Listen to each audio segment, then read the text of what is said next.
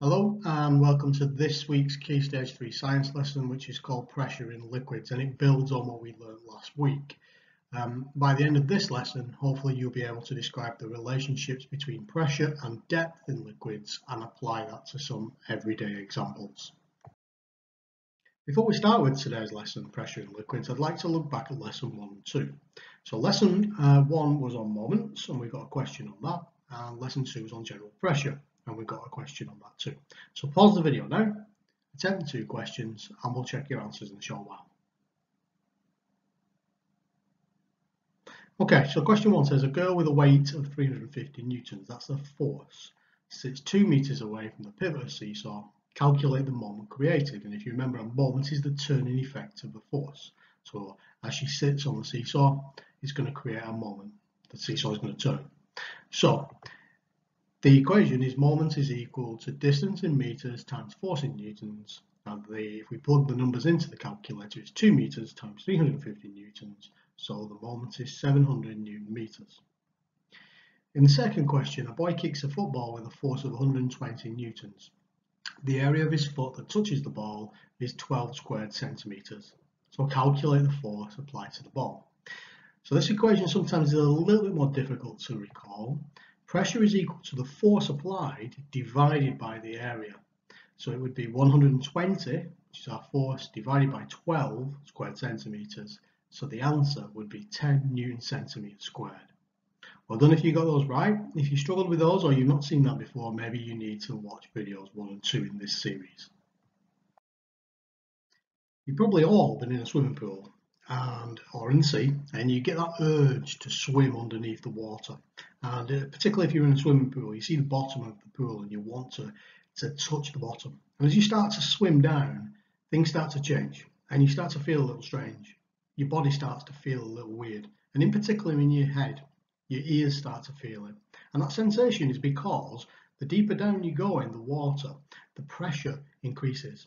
So it's a very, very simple rule. Pressure in a liquid increases with depth. Okay, don't take my word for it. Okay, what I'd like you to do is a very simple experiment to prove that pressure increases with depth. So what I'd like you to do is get yourself an empty plastic bottle, and you're going to fill that plastic bottle up with water.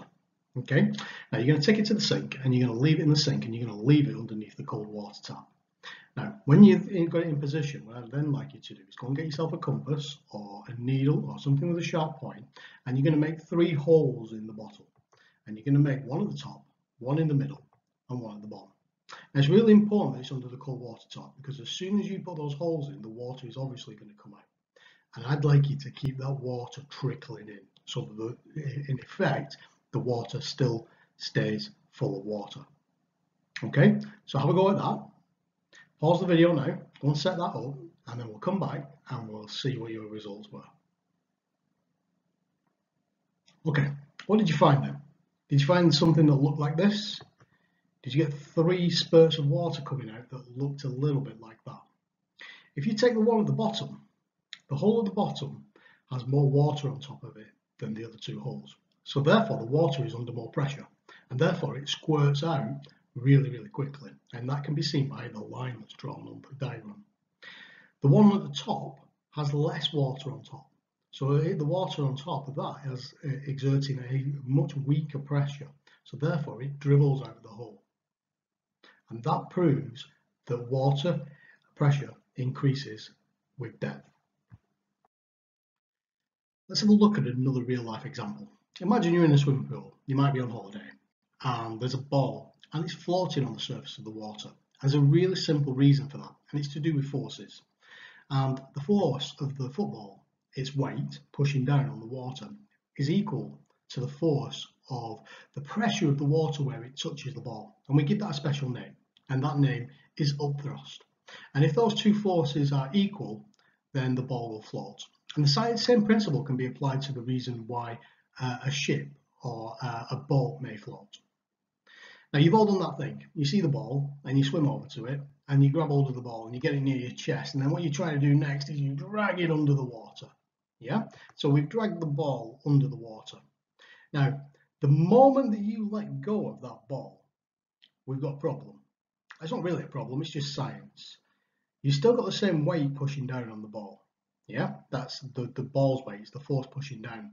But now, more of the water is touching the ball. So up thrust is going to be really strong. That pressure pushing the ball back up is going to be much greater than the weight.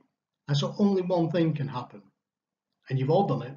You've let go of the ball, and the ball flies out of the water and into the air.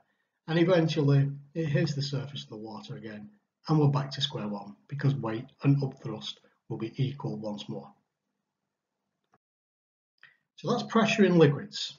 And to end today's lesson, I've got some work that I'd like you to complete either on Google Documents or on paper, but ultimately I'd like you to email it to your teacher. There are two questions. The first question says, Jack says that the dam wall is designed incorrectly. So you've got a picture underneath of this dam wall and the water up against that dam wall. And what I'd like you to say is I'd like you to either agree. So you're going to answer yes or no, and then I'd like you to explain your choice. And the second question is this. Ellie says that if a swimmer dives really, really deep with that empty bottle in their hand, the lid is on, and they dive down, maybe they go 20, 30 meters down, will the shape of the bottle change? Do you agree with Ellie? Explain your answer. Take care, everybody.